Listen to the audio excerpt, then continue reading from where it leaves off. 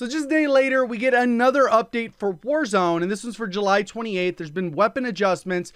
We've seen a positive change in kill metrics since the update to snipers in Season 3. The intent was to lean into smaller maps, favoring the aggressive snipers versus heavier, being more suited for large maps. Our data shows that despite the smaller adoption rate of about 10%, snipers are still being accredited with the competitive amount of kills versus the more popular classes of weapons. However, we'd like to lean into the weapon to the identity a little bit harder, and as such, all snipers are receiving roughly a 35% bonus to their maximum damage range. Lighter rifles with their damage range builds will now be more reliable to cover the typical sight lines found in Rebirth Island, Fortune's Keep.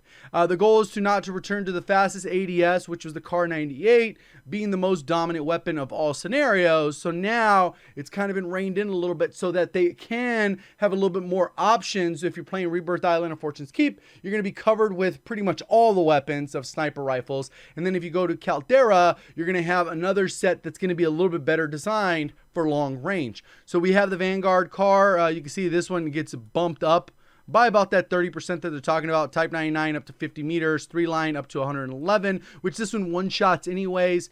This one was more, I think, related to its chest shot or whatever the heck. The Gorenko, you got that, 127 meters. The Swiss, it gets bumped up to 57. So this is where the one shot will dissipate to the head and the damage will drop off. So Sniper Rifle Charlie is the AX50. That one gets a little bit of buff, but it's a one shot anyways. Then we have Sniper Rifle Alpha, which is the Dragunov, which I don't really see people using. We got the HTR, the Rytec, all buffed. Pellington, so pretty much across the board. ZRG, the SPR, oh man, up to 45 meters. So at least now it's at least there. But keep in mind that whatever this value is right here, this is without attachments. Then you put on the monolithic suppressor equivalent, then you put on the longest barrel, and that's going to shoot that number out, and you're going to have significantly longer range. So expect the Kar98 pretty much on Rebirth Island to be able to snipe you from anywhere like it was before. And we'll see how that actually plays out, if it's actually worth using, because I think there's still a lot of people use it like their data says and what I've seen in gameplay.